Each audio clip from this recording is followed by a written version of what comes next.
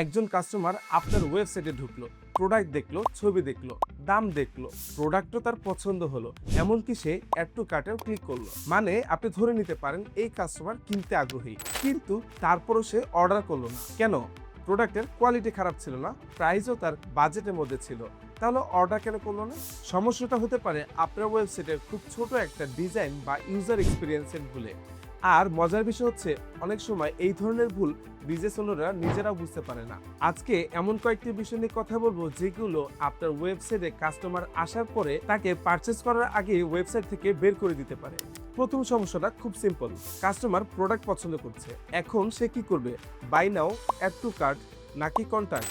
এই বিষয়টি যদি ওয়েবসাইটের মধ্যে পরিষ্কার না থাকে তাহলে কাস্টমারের মনে ছোট্ট একটা কনফিউশন তৈরি হয়। অনেকে ভাবতে পারে এত ছোট একটা বিষয় কাস্টমার কেন বুঝবে না, কিন্তু ই কমার্স ওয়েবসাইটে আপনাকে কাস্টমারের জন্য কিছু অ্যাজিউম করা যাবে না। আপনার ওয়েবসাইট এমন ভাবে তৈরি করতে হবে যাতে কাস্টমার নিজে থেকে বুঝতে পারে এখন আমাকে কি করতে হবে। তাই সিটিএ বা কল টু অ্যাকশন বাটন খুবই গুরুত্বপূর্ণ। যেমন buy now, add to cart, যেটা আপনার বিজনেস মডেল অনুযায়ী উপযুক্ত। মোবাইলে কতটা সহজে ক্লিক করা যাবে, এসব ছোট মনে হলো ইউজার এক্সপিরিয়েন্সের ক্ষেত্রে খুবই গুরুত্বপূর্ণ। এবার আসি কমন সমস্যায়। আপনার ওয়েবসাইট ডেস্কটপে সুন্দর, কিন্তু কাস্টমার মোবাইল দিয়ে ওয়েবসাইট ওপেন করলো, প্রোডাক্ট দেখলো, তারপর add to cart button click করতে গেল।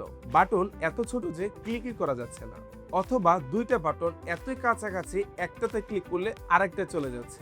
এটা কিন্তু খুব ফ্রাস্ট্রেটিং এক্সপেরিয়েন্স। আর কাস্টমার কিন্তু আপনার ডেভেলপারকে কল করে বলবে না যে ভাই আপনার রেসপন্সিভ ডিজাইনের সমস্যা আছে। এজন্য মোবাইল রেসপন্সিভ মানে শুধু ওয়েবসাইট মোবাইল স্ক্রিনে ফিট হওয়া না, মোবাইলে টেক্সট সহজে পড়া যাচ্ছে কিনা, ইমেজ ঠিকমতো দেখা যাচ্ছে কিনা, মেনু ঠিকমতো কাজ করছে কিনা, বাটন ব্যবহার করা সহজ হচ্ছে কিনা, সার্চ মেনু কাজ করছে কিনা, সর্বশেষ কার্ট এবং চেক আউট সহজ কিনা। আরেক ধরনের ডিজাইন প্রবলেম হচ্ছে টু মাচ ইনফরমেশন। অনেকে মনে করেন ওয়েবসাইটে যত বেশি ইনফরমেশন থাকবে কাস্টমার তত বেশি বুঝবে।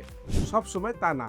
ধরুন আপনি একটি প্রোডাক্ট পেজ খুললেন, উপরে অনেক বড় ব্যানার, তারপর ডেসক্রিপশন, আরও আছে 15টা ইনফরমেশন, তারপর কোথাও একটা বাই বাটন।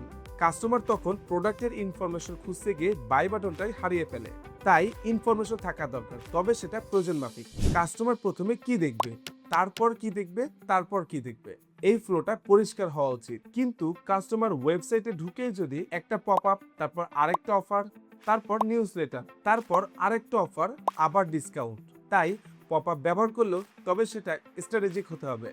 এবার ধরুন কাস্টমার সবকিছু ঠিকঠাক করলো, প্রোডাক্ট পছন্দ করলো, অ্যাড টু কার্ট করলো, এখন সে চেক আউট করবে। কিন্তু কার্ট টু পেজ থেকে চেক আউট পেজে যাওয়ার জন্য যদি তাকে অনেকগুলো স্টেপ পার হতে হয়, অ্যাকাউন্ট ক্রিয়েট করতে হয়, আবার একই ইনফরমেশন দিতে হয়, অথবা ডেলিভারি চার্জ একদম শেষে দেখা যায়, তাহলে কাস্টমার ভাবতে পারে পরে করব।